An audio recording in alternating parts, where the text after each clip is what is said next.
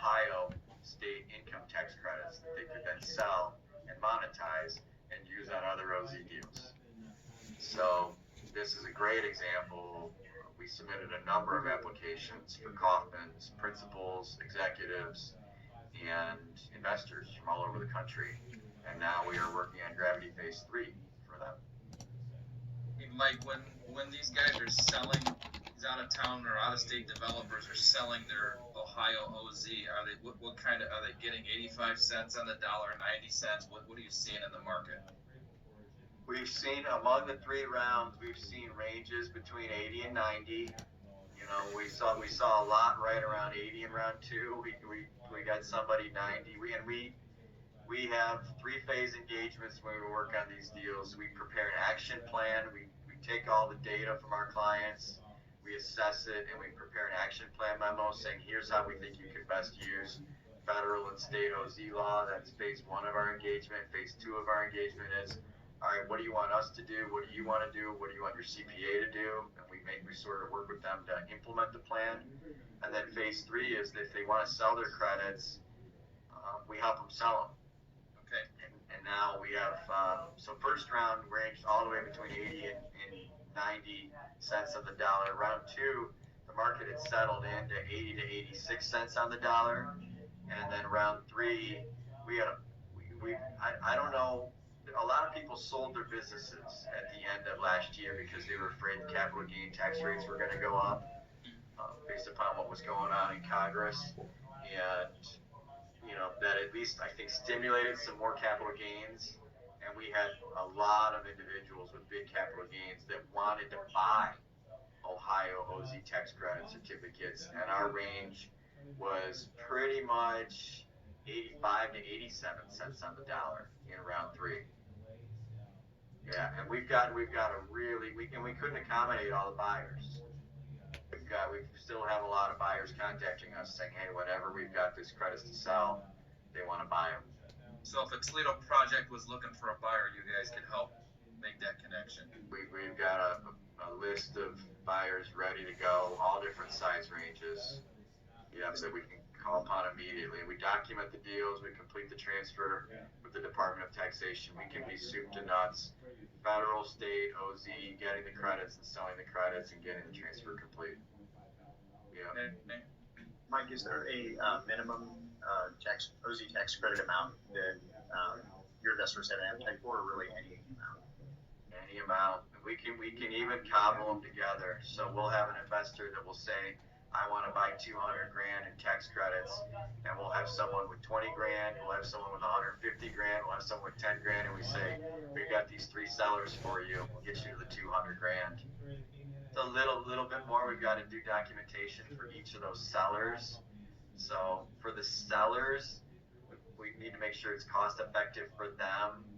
But I would say someone who receives a tax credit of 20 grand or more that wants to sell it, we can make it cost effective for them. The larger the tax credit is, the more cost effective, because we just do a certain amount of work to get it sold. So if it's 50 grand or more and someone wants to sell, really easy to do that. But again, we've had sellers, a few of them now with $1 million tax credits that we've sold. Yeah. Okay, so that's Gravity, and then Scioto Peninsula, and there's another one in Franklinton. This is a $100 million development for Daimler, which is a big office developer. So far, we've talked about. Mostly these deals are migrating to where the action has been: industrial, multifamily, some mixed use. But Daimler's a super prominent office developer in Columbus, and Columbus is having a really good run. Hopefully that will continue for them. And again, a spec office project on the near west side that, because it's in an opportunity zone, made a good deal, a great deal. From a financial perspective, because we could get them federal and state OZ benefits on that deal, and that's almost complete now. Vericelli is a round 3 applicant. This was maybe a $20 million project in Little Italy with a joint venture with a couple of developers who put their own money in, and they had some outside investors. that participated as well, and that project is almost complete with a very high pre-lease up so far in a great area in Little Italy on the Near East Side. And then here is an article that Michelle Jarbo, she's done at least 3, maybe 4 or 5 stories in Crain's Cleveland Business over the last few years that I was quoted extensively in all of them. And this was her most recent one that was just published a few weeks ago, where she was finally able to get all the data from the Department of Development, and she shares it with me when she gets it, so I can see everything that happened OZ-wise throughout the state of Ohio. It's a really nice arrangement that I have with her. And you can see some points in there that she makes in the story are some of the points that I wanted to talk with you about. So the first point she makes is, and she was sort of grilling me on this when she first interviewed me for these stories. She said, this is, it's a boondoggle. It was a point she was trying to make, that because these deals would have happened anyway. And I think I was able to get through to her, Michelle. When this law becomes effective in the last 10 weeks of the year, there's no way anyone's going to be able to snap their fingers and have an OZ deal ready-made to just say, all right, I want to do it now, get that deal done in the last 10 weeks of the year. Pretty much all of those first-round applicants, at least those deals were in some state of pendency. Now, we have clients that are deliberately working on deals in opportunity zones. And the near west side of Columbus is the near west side of Cleveland is pretty saturated, for example. There's been deal activity there for a few years, but the near east side of Cleveland hasn't had as much love. And now there's a lot more interest in the near east side of Cleveland, which has some great opportunity zones, which 10 years or more out are probably going to appreciate nicely. It may take a few years to get some momentum there, but there's some signs of life over there. So that's something now with clients working on their second, third, fourth, and fifth deals, they're migrating to some areas where they can purchase properties a little more reasonably and see some long-term appreciation and interest in the long-term hold aspect that's beneficial under OZ law, which is really what Congress intended. Congress wanted people to keep their money in for 10 years or more so that they could stay committed, and these areas could appreciate from historically underserved areas to nice areas over time. So then the next point she makes, we are living it. Yeah, at that time, we're having discussions with clients every week. We're having discussions with clients every day about opportunity zone deals. Every week, I'm on team sessions like this with clients and their executive team and their CPA, going through an action plan memo with them on how they can utilize Ohio and federal OZ law to their advantage in a compliant manner. And it's different on every deal, but we've got it down because we've done dozens and dozens of them now. So there's definitely, I think the interest in this subject is greater than it's ever been. I think if it weren't for the headwinds from rising interest rates and construction costs, we would have blown away our 80 applications from last year with all of the OZ deals that we're working on right now. I just don't know what people are going to get closed by the end of this year. But we have way more OZ activity in our pipeline than we've seen in any of the past 3 years. Mike, what is the status of the federal extension, the potential to extend the federal OZ legislation? Really good question. Yeah, that was one of the last points. It was the last point that she made here. So this is pretty cool, actually. This is a good sign for OZ law, I think, no matter what comes out of it, because there's a bill that's been introduced in both houses of Congress, in the House and the Senate, that's got really nice bipartisan support in both chambers. Now, Congress is in gridlock big time, but there's really no meaningful opposition to this bill. There's been a little bit of criticism, kind of like Michelle was getting at early on with me in her interviews with me, that, would these deals have happened regardless of the OZ program? But by and large, the press and reception of this program has been favorable, and NAIOP's national lobbyists have some degree of confidence. It's going to depend upon what happens in the upcoming elections, But since there's nice bipartisan support in both chambers, there's a little bit of confidence that it's only a matter of time before we're going to see some legislation pass related to OZs at the federal level because the program has generally been well received. There is a chance that that could happen. There's probably going to be some tax extenders legislation that passes before the end of the year, and there is a chance that this gets thrown into that tax extenders legislation. The best part about this is, to me, that this is even being seriously considered. When we first made ourselves experts on OZ law, there were a lot of people that said, this really isn't going to go anywhere. This might just be a 2 or 3 or 4 year thing. This is not really going to be a big deal.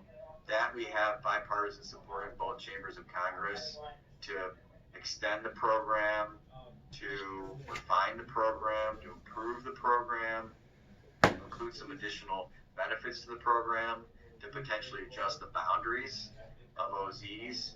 That's a really, really good sign that this program is probably going to continue to gain momentum throughout the country, and probably even more so in Ohio because of our complementary state legislation.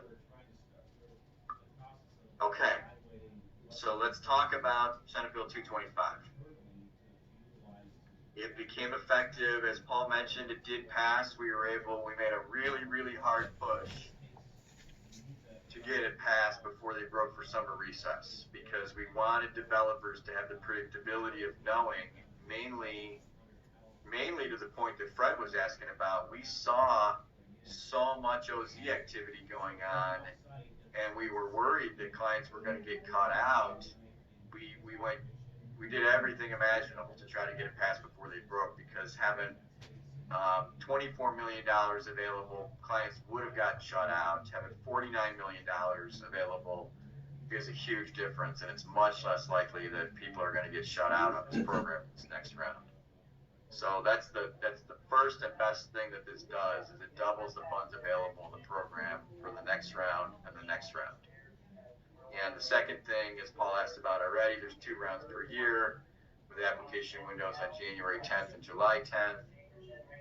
Credits may be used in part and sold in part. So this is everything in here are things that I just learned working on deals with clients. I said, why is it this way? Now that I've lived this through my clients' eyes, we could make some tweaks to this program to make it way better.